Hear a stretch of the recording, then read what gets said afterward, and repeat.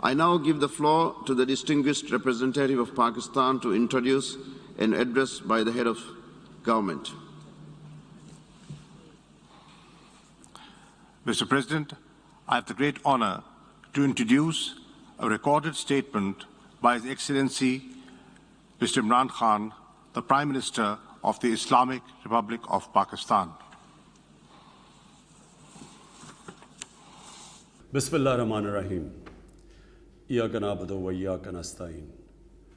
Mr. President, I congratulate you on assuming the presidency of the 76th session. जनाब सदर, मैं आपको अक़वाम मुत्तहिदा के 76वें इजलास की सदारत संभालने पर मुबारकबाद देता हूँ। मैं आपके पेशरो वॉल्कन बास्कर को भी उनकी कामयाबियों पर खिराज तहसीन पेश करूँगा, जिन्होंने महारत के साथ कोविड-19 की आलमी वबा की वजह से दरपेश मुश्किल हालात के दौरान रहनुमाई फराहम की। Mr. President, the world is facing triple challenge of the COVID-19. जनाब सदर, दुनिया को कोविड-19 के साथ साथ माशी बहरान और माहौलियाती तब्दीलियों के खतरे की वजह से तीन तरफा चैलेंजेस का सामना है। वायरस अक़वाम और लोगों के दरमियान तफरीक नहीं करता, न ही गैर यकीनी मौसमियाती रवैयों की वजह से आने वाली तबाहियाँ ये तफरीक करती हैं। हमें दरपेश मुश्तरका ख़तरात न सिर्फ बैनुल अक़वामी निज़ाम की नज़ाकतों को आश्कार कर रहे हैं, बल्कि वो इंसानियत के इत्तेहाद की ज़रूरत पर भी जोर देते हैं। अल्लाह ताला के फजल करम से अब तक पाकिस्तान कोविड की वबा को काबू में रखने में कामयाब रहा है। बाहमी ताउन की हमारी मनसूबाबंदी का महवर स्मार्ट लॉकडाउन थे, जिसकी बदौलत हमें इंसानी ज़िंदगियों और मुआश को चलाने में मदद मिली और हमारी मईशत का पहिया भी चलता रहा। हमारे समाजी तहफ़्फ़ुज़ के प्रोग्राम एहसास की बदौलत 1.5 करोड़ ख़ानदान कोरोना बंदिशों की सख्तियों से ओहदा बरा होने में कामयाब रहे। जनाब सदर, मौसमियाती तब्दीली हमारी बका को दरपेश ख़तरात में से एक है, जिनका हमारे सैयारे को सामना है। मुज़र सेहत गैसों के अखराज में पाकिस्तान का हिस्सा न होने के बराबर है। इसके बावजूद हम उन 10 ममालिक में से एक हैं जो दुनिया भर में मौसमियाती तब्दीलियों से सबसे ज़्यादा मुतासिर हो रहे हैं। अपनी आलमी जिम्मेदारियों से पूरी तरह वाकफियत रखते हुए हमने इस बारे में एक इनकलाबी माहौलियाती प्रोग्राम का आगाज़ किया है। 10 अरब दरख्त लगाने की सोनामी मुहिम के तवस्सुत से पाकिस्तान में नए सिरे से जंगलात उगा रहे हैं, कुदरती आमाजगाहों को महफूज बना रहे हैं, काबिल तजदीद तवानाई पर मुंतकिल हो रहे हैं और अपने शहरों से आलूदगी का खात्मा कर रहे हैं। माहौलियाती तब्दीलियों के असरात का मुकाबला करने के लिए खुद को तैयार कर रहे हैं।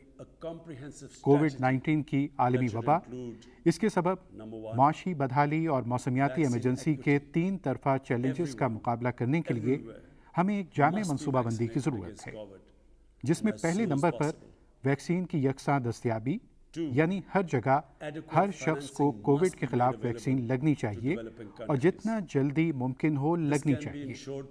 दूसरा, तरक्की पजीर मुल्कों को मुनासिब फाइनेंसिंग की सहूलत लाजमन मिलनी चाहिए, जिसे कर्ज़ों की जामे तरतीब नौ और DA का हजम बढ़ाने और गैर इस्तेमाल शुदा SDR की दोबारा तकसीम और SDRs का बड़ा हिस्सा तरक्की पजीर मुल्कों को अलॉट करके और मौसमियाती तब्दीलियों के असरात से निमटने के लिए फाइनेंसिंग की सहूलत फराहम करके यकीनी बनाया जा सकता है। हमें सरमायाकारी की वाज़ेह मनसूबाबंदियों को इख्तियार करना चाहिए, जो गुर्बत के खात्मे, रोज़गार पैदा करने, पायदार इंफ्रास्ट्रक्चर की तामीर, डिजिटल तकसीम का खला कम करने में मददगार हो। मैं तजवीज़ दूंगा कि सेक्रेटरी जनरल 2025 में पायदार तरक्की के अहदाफ SDG के लिए सरबराह इजलास बुलाएं, जिसमें पायदार तरक्की के अहदाफ का दोबारा जायजा लिया जाए और इन पर अमल दरामद के लिए काम की रफ्तार तेज की जाए। Because of the plunder of the developing world by their corrupt ruling elites, जनाब सदर, तरक्की पजीर ममालिक की बदउनवान हाकिम अशराफिया की लूटमार की वजह से अमीर और गरीब मुल्कों के दरमियान फ़र्क ख़तरनाक रफ्तार से बढ़ रहा है। मैं इस प्लेटफॉर्म से दुनिया की तवज्जो दौलत की तरक्की पजीर मुल्कों से नाजायज़ उड़ान की जानिब मबजूल कराता आया हूँ। Secretary General's high-level panel of financial accountability, transparency and integrity, secretary general के اعلیٰ سطح پینل برائے مالیاتی احتساب، شفافیت اور مکمل دیانتداری جسے فیکٹ آئی کہا جاتا ہے نے یہ حساب لگایا ہے کہ 7,000 ارب ڈالر کے خطیر چوری شدہ اثاثے محفوظ مالیاتی پناہ گاہوں میں چھپائے گئے ہیں۔ اس منظم چوری اور اثاثوں کی غیر قانونی منتقلی کے ترقی پذیر ملکوں پر دوررس منفی اثرات پڑے ہیں اور اس عمل سے ان کو دستیاب معمولی وسائل کی حالت مزید پتلی ہوتی جاتی ہے اور غربت کی سطح میں بھی تیزی سے اضافہ ہوتا ہے، خاص طور پر جب منی لانڈرنگ کے ذریعے مال ملک سے باہر لے جایا جاتا ہے تو اس کے نتیجے میں ان ملکوں کی کرنسی پر دباؤ پڑتا ہے اور اس کی قدر میں بھی کمی واقع ہوتی ہے۔ موجودہ رفتار سے جبکہ فیکٹ آئی پینل نے اندازہ لگایا ہے کہ ہر سال 1,000 ارب ڈالر ترقی پذیر ملکوں سے نکال لیے جاتے ہیں، نتیجتاً تلاش معاش کے لیے امیر ملکوں کی جانب ہجرت کرنے والوں کا ایک بہت بڑا سیلاب آئے گا۔ جو کچھ ایسٹ انڈیا کمپنی نے بھارت کے ساتھ کیا وہی کچھ ترقی پذیر ملکوں کے ساتھ ان کی بدعنوان اشرافیہ کر رہی ہے۔ وہ دولت لوٹ رہے ہیں اور اسے امیر ملکوں کے دارالحکومتوں اور ٹیکس کی جنتوں میں منتقل کر رہے ہیں۔ جناب صدر، ترقی یافتہ ملکوں سے چوری شدہ اثاثوں کی واپسی غریب قوموں کے لیے ناممکن ہے۔ امیر ملکوں کے لیے نہ کوئی کشش ہے اور نہ ہی کوئی مجبوری کہ وہ یہ غیر قانونی طور پر کمائی ہوئی دولت واپس لوٹائیں۔ غیر قانونی طور پر حاصل شدہ یہ دولت ترقی پذیر ملکوں کے عوام کی ملکیت ہے۔ میں دیکھ سکتا ہوں کہ مستقبل قریب میں ایک وقت آئے گا کہ جب امیر ملکوں کو ان غریب ملکوں سے معاش کے لیے بڑی تعداد میں ہجرت کرنے والوں کو روکنے کے لیے دیواریں تعمیر کرنا پڑ جائیں گی۔ مجھے خوف ہے کہ غربت کے سمندر میں چند امیر جزیرے ویسے ہی ایک عالمی آفت کی شکل اختیار کر لیں گے جیسا کہ موسمیاتی تبدیلی نے کی ہے۔ لہٰذا جنرل اسمبلی کو ٹھوس اقدامات کرنا ہوں گے تاکہ پریشانی اور اخلاقی تضادات کا باعث بننے والی اس صورتحال سے عہدہ برا ہوا جا سکے۔ غیر قانونی دولت کے لیے موجود ان جنتوں کا نام لے کر انہیں شرمندہ کرنے کی ضرورت ہے اور ایک جامع قانونی فریم ورک تشکیل دیا جائے جس سے دولت کی غیر قانونی اڑان کو روکا جائے اور اس دولت کو واپس لوٹایا جائے۔ اس انتہائی بڑی معاشی ناانصافی کے خاتمے کے لیے انقلابی اقدامات کی ضرورت ہے۔ کم سے کم سیکرٹری جنرل کے فیکٹ آئی پینل کی سفارشات پر پوری طرح عمل کیا جانا چاہیے۔ جناب صدر، اسلاموفوبیا ایک اور ایسا خوفناک رجحان ہے جس کا ہم سب کو مل کر مقابلہ کرنا ہے۔ 9/11 کے دہشت گردی کے حملے کے بعد سے کچھ حلقوں کی جانب سے دہشت گردی کو اسلام سے جوڑا جاتا رہا ہے۔ اس سے دائیں بازو کے خوفناک اور پرتشدد قومیت پرستی کے رجحانات میں اضافہ ہوا جس کے سبب انتہا پسند اور دہشت گرد گروہ مسلمانوں کو نشانہ بنا رہے ہیں۔ جنرل اسمبلی کی عالمی دہشت گردی کے خلاف پیش بندی نے ان ابھرتے ہوئے خطرات کو تسلیم کیا ہے۔ ہمیں امید ہے کہ سیکرٹری جنرل کی رپورٹ ان اسلام مخالف رجحانات اور دائیں بازو کے انتہا پسندوں کی جانب سے پیدا کردہ دہشت گردی کے نئے خطرات کا احاطہ کرے گی۔ میں سیکرٹری جنرل سے اپیل کرتا ہوں کہ وہ اسلاموفوبیا کا تدارک کرنے کے لیے بین الاقوامی مکالمہ شروع کروائیں۔ ساتھ ہی ہمیں بین المذاہب ہم آہنگی کے فروغ کے لیے متوازی کوششیں جاری رکھنی چاہیے۔ جناب صدر، اس وقت اسلاموفوبیا کی سب سے خوفناک اور بھیانک شکل بھارت میں پنجے گاڑے ہوئے ہے۔ فاشسٹ RSS BJP حکومت کی جانب سے پھیلائے گئے نفرت سے بھرے ہندوتوا نظریات نے بھارت میں بسنے والے 20 کروڑ سے زائد مسلمانوں کے خلاف خوف اور تشدد کی ایک لہر جاری کر رکھی ہے۔ گو ماتا کے جیالوں نے جتھوں کی صورت میں مسلمانوں کے قتل عام کا سلسلہ جاری رکھا ہوا ہے۔ وقفے سے منظم قتل و غارت کا یہ سلسلہ جاری ہے جیسا کہ نئی دلی میں گزشتہ برس ہوا۔ شہریت کے امتیازی قوانین جن کا مقصد بھارت کو مسلمانوں سے پاک کرنا ہے اور بھارت بھر میں مساجد کو شہید کرنے کی مہم اور اس کی اسلامی تاریخ اور ورثے کو مٹانے کی کوششیں جاری ہیں۔ نئی دلی نے ایک ایسے راستے کا انتخاب کیا ہے جسے وہ بدقسمتی سے جموں کشمیر کے قضیے کا حتمی حل قرار دیتا ہے۔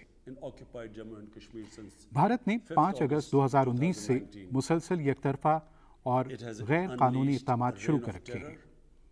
اس نے 9 لاکھ قابض فوج کے ذریعے خوف کی ایک لہر جاری کر رکھی ہے۔ اس نے سینئر سیاسی رہنماؤں کو جیلوں میں ڈال رکھا ہے، میڈیا اور انٹرنیٹ پر پابندی لگا رکھی ہے، پرامن مظاہروں کو پرتشدد کارروائیوں کے ذریعے دبایا ہوا ہے۔ 13,000 کشمیریوں کو اغوا کر کے ان میں سے سینکڑوں کو تشدد کا نشانہ بنایا گیا۔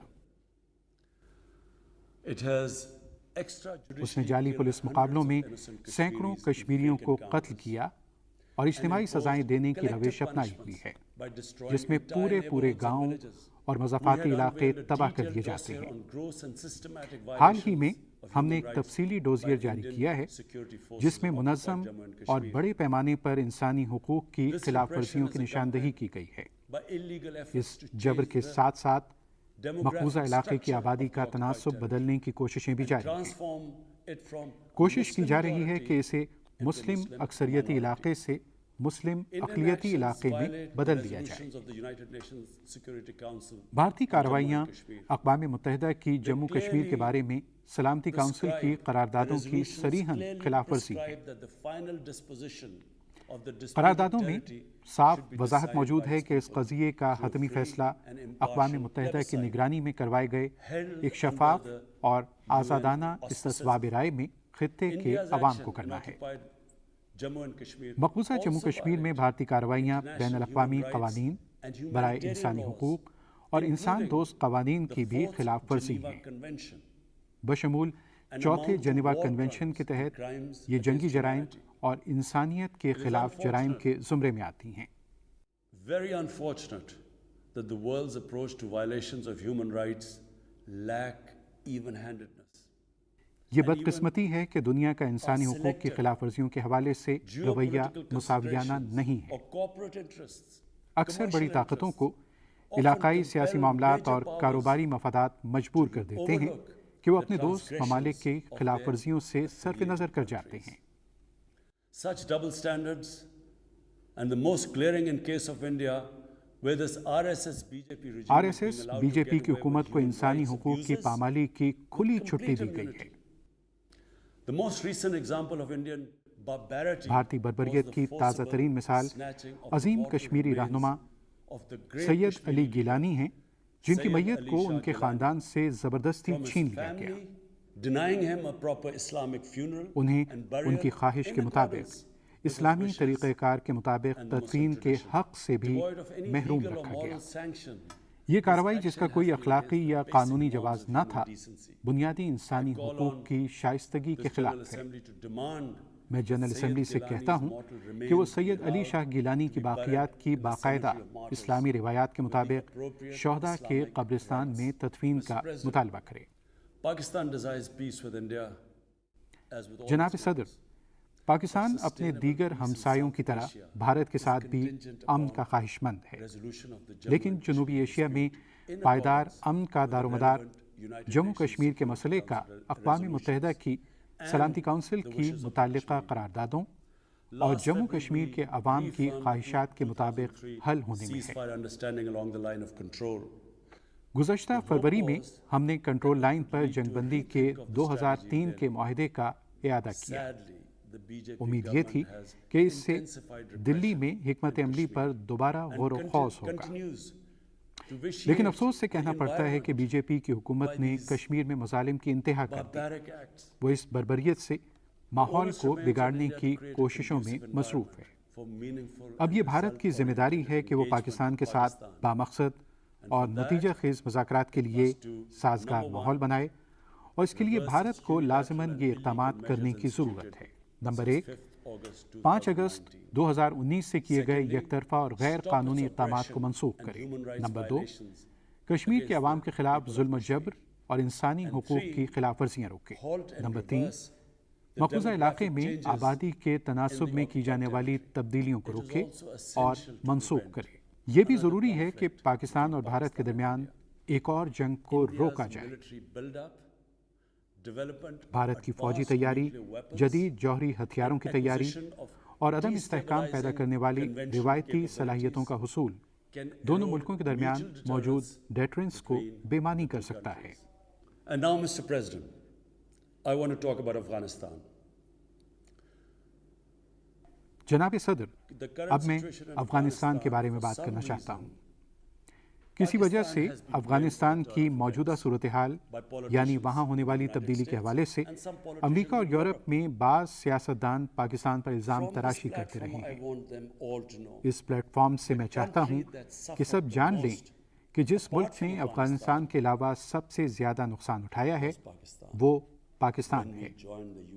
जब हम 9/11 के बाद दहशतगर्दी के खिलाफ अमेरिका की जंग में शामिल हुए थे, 80,000 पाकिस्तानी मारे गए और हमारी मईशत को 150 अरब डॉलर का नुकसान हुआ।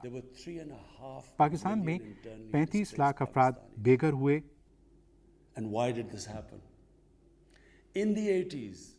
और ये क्यों हुआ? 80 की दिहाई में अफगानिस्तान पर गैर मुल्की कब्जे के खिलाफ जंग में पाकिस्तान सफ़े अव्वल में था। Pakistan and the United States trained mujahideen groups to fight for the liberation of Afghanistan. Pakistan और अमेरिका ने अफगानिस्तान की आज़ादी के लिए मुजाहिदीन को तरबियत दी। दुनिया भर से मुजाहिदीन ग्रुपों, अफगान मुजाहिदीन और अल-कायदा को हीरो समझा जाता था।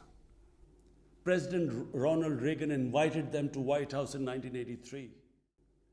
अमेरिकी सदर रोनाल्ड रेगन ने 1983 में उनको व्हाइट हाउस में दावत दी। एक न्यूज़ रिपोर्ट के मुताबिक उन्होंने इनका मवाजना अमेरिका के बानियों के साथ किया था। वो हीरो थे। 1989 में सोवियत यूनियन अफगानिस्तान से चला गया और इसी तरह अमेरिकी भी अफगानिस्तान को छोड़ गए। पाकिस्तान को 50 लाख अफगान पनाह गुज़ीनों के साथ तन्हा छोड़ दिया गया। हमारे यहाँ मजहबी फ़िरका परस्ती फैलाने वाले अस्करी ग्रुप्स आ गए जिनका पहले कोई वजूद न था। बदतरीन सूरत हाल उस वक्त पैदा हुई जब 1 साल बाद अमेरिका ने पाकिस्तान पर पाबंदियां आयद कर दी। हमें लगा कि हम इस्तेमाल हुए हैं। वक्त गुजरा, 9/11 हुआ और एक बार फिर अमेरिका को पाकिस्तान की ज़रूरत पड़ गई क्योंकि अब अमेरिका की ज़ेरे क़यादत इत्तेहाद अफगानिस्तान पर हमला करने जा रहा था। पाकिस्तान की जानिब से लॉजिस्टिकल सपोर्ट के बगैर ऐसा मुमकिन नहीं था। इसके बाद क्या हुआ? वही मुजाहिदीन जिनको हमने गैर मुल्की कब्जे के खिलाफ जंग के लिए तैयार किया था कि गैर मुल्की कब्जे के खिलाफ जंग एक मुक़द्दस फरीज़ा है, एक मुक़द्दस जंग और जिहाद है, वो हमारे ही मुखालिफ हो गए। हमें शरीके कार गर्दाना गया और उन्होंने हमारे खिलाफ जिहाद का ऐलान कर दिया। फिर अफगानिस्तान के साथ मुल्हिका सरहद के कबायली इलाके में जो पाकिस्तान का जुज़वी तौर पर खुद मुख्तार इलाका था और जहां हमारी आज़ादी के वक्त से कोई फ़ौज तैनात नहीं की गई थी, उनकी अफगान तालिबान के साथ बहुत ज़्यादा हमदर्दी थी। इसलिए नहीं कि उनका मजहबी नज़रिया एक है, बल्कि पश्तून कौमियत की वजह से जो कि एक मजबूत ताल्लुक़ है। फिर 30 लाख अफगान पनागुज़ीन अब भी पाकिस्तान में थे। वो सब पश्तून हैं जो कैंपों में रह रहे हैं। 5 लाख पनागुज़ीनों का सबसे बड़ा कैंप और 1 लाख अफराद पर मुश्तमिल कैंप्स, इन सब की अफगान तालिबान के साथ हमदर्दी थी। फिर क्या हुआ? वो भी पाकिस्तान के खिलाफ हो गए। पहली बार पाकिस्तान में अस्करियत पसंद तालिबान सामने आए। उन्होंने भी पाकिस्तानी हुकूमत पर हमले किए। हमारी तारीख में जब पहली बार हमारी फ़ौज कबायली इलाकों में गई, जब भी फ़ौज शहरी इलाकों में जाती है तो इसके नतीजे में और बिला तखसीस नुकसान होता है। इससे बिला तखसीस नुकसान हुआ, जिसके नतीजे में बदला लेने के लिए अस्करियत पसंदों की तादाद दुगनी और तिगनी हो गई। सिर्फ यही नहीं, दुनिया को मालूम होना चाहिए कि अमेरिका ने पाकिस्तान में 480 ड्रोन हमले किए। 480 drone attacks, and we all know that drone attacks are not that precise. हम सब जानते हैं कि ड्रोन हमले अपने हदफ को दुरुस्त निशाना नहीं लगा सकते। वो इन अस्करियत पसंदों के मुकाबले में जिनको वो निशाना बना रहे होते हैं ज़्यादा इज्तिमाई नुकसान करते हैं। जिन लोगों के प्यारे मारे गए, उन्होंने पाकिस्तान से बदला लिया। 2004 और 2014 के दरमियान 50 मुख्तलिफ अस्करी ग्रुप पाकिस्तान की रियासत पर हमलावर थे। एक वक्त था जब मेरे जैसे लोग परेशान थे कि क्या हम इस सूरत हाल का कामयाबी से मुकाबला कर पाएंगे। पाकिस्तान में हर तरफ बम धमाके हो रहे थे। हमारा दारुल हुकूमत एक किले की मानिंद दिखाई देता था। अगर हमारी फौज ना होती, जो कि दुनिया की इंतहाई मुनज़्ज़म अफवाज में से एक है, और हमारी इंटेलिजेंस एजेंसी भी दुनिया की बेहतरीन इंटेलिजेंस एजेंसियों में से एक है, अगर ये ना होती तो मेरा ख्याल है कि पाकिस्तान नीचे चला जाता। जब हम इस तरह की बातें सुनते हैं, जब अमेरिका अफगान तर्जुमानों और उन लोगों के बारे में जिन्होंने उसकी मदद की परेशानी जाहिर की जाती है, तो हमारे बारे में क्या ख्याल है? हमने जो इस कदर मुश्किलात का सामना किया, इसकी वाहिद वजह यह है कि हम अफगानिस्तान के खिलाफ जंग में अमरीकी इत्तेहाद के साथ थे, जहां अफगान सरजमीन से पाकिस्तान पर हमले किए जा रहे थे। हमारे लिए कम अज़ कम तारीफ का एक लफ्ज़ ही कहा जाता, लेकिन सराहने के बजाय तसव्वुर करें हमें कैसा महसूस होता है जब हम पर अफगानिस्तान के वाक़यात के हवाले से इल्ज़ाम तराशी की जाती है। 2006 के बाद ये बात हर किसी के लिए वाज़ेह थी जो अफगानिस्तान को समझता है, जो अफगानिस्तान की तारीख से बाखबर है, कि अफगानिस्तान के मसले का कोई फ़ौजी हल नहीं होगा। मैं अमेरिका गया, मैंने थिंक टैंक्स के साथ बात की। मैंने उस वक्त senator Biden, senator John Kerry और सेनेटर हैरी रीड से मुलाकात की। मैंने उन्हें यह समझाने की कोशिश की कि इस मसले का कोई फौजी हल नहीं है और सियासी हल ही आगे बढ़ने का रास्ता है। उस वक्त किसी ने ये बात न समझी और बदकिस्मती से फौजी हल तलाश करने में अमेरिका ने गलती की।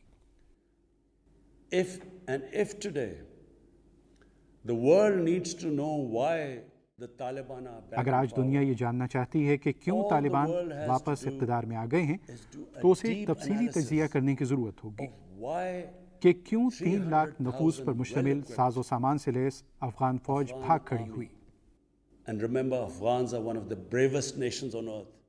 और याद रखें कि अफगान कौम दुनिया की बहादुर तरीन कौमों में से एक है और उसने मुकाबला नहीं किया। जिस लम्हे इसका तफसीली तज्ज़िया किया जाएगा तो दुनिया को मालूम हो जाएगा कि तालिबान इक़्तिदार में वापस क्यों आए हैं, और ये पाकिस्तान की वजह से नहीं है।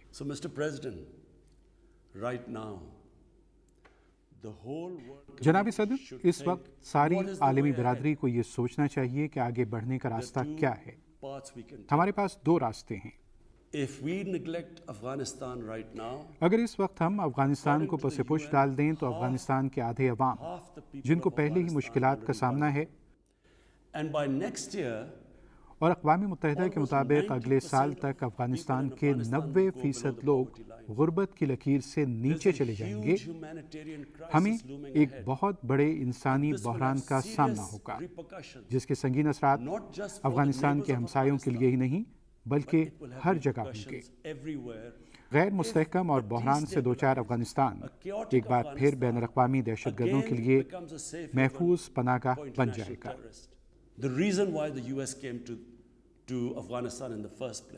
पहली बात यह है कि अमेरिका अफगानिस्तान में क्यों आया था। इसलिए आगे जाने का एक ही रास्ता है कि हम अफगान अवाम की खातिर लाजमी तौर पर मौजूदा हुकूमत को मुस्तहकम करें। तालिबान ने क्या वादा किया था? वो इंसानी हुकूक का एहतराम करेंगे, वो एक मखलूत हुकूमत बनाएंगे, वो अपनी सरजमीन को दहशत गर्दों को इस्तेमाल करने नहीं देंगे, और उन्होंने मुआफ़ी का ऐलान किया।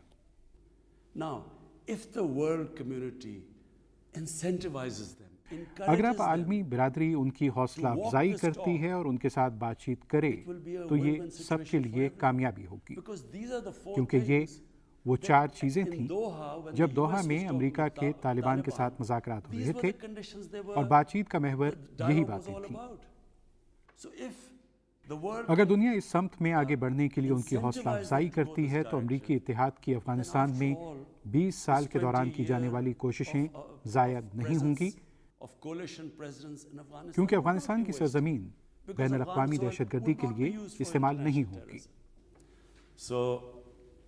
I end my talk, Mr. President, by urging everyone that this is a critical जनाब time सदर, for Afghanistan. मैं अपनी बात ख़त्म करते हुए सब पर जोर दूंगा कि ये अफगानिस्तान के लिए नाजुक वक्त है। Humanitarian आप assistance वक्त has to ज़ाया be नहीं कर given सकते। immediately. वहाँ इमदाद की ज़रूरत है, वहाँ फौरी तौर पर इंसानी हमदर्दी की बुनियाद पर मदद की जाए। عالمی برادری کو اس مقصد کے لیے متحرک کریں۔ Thank you.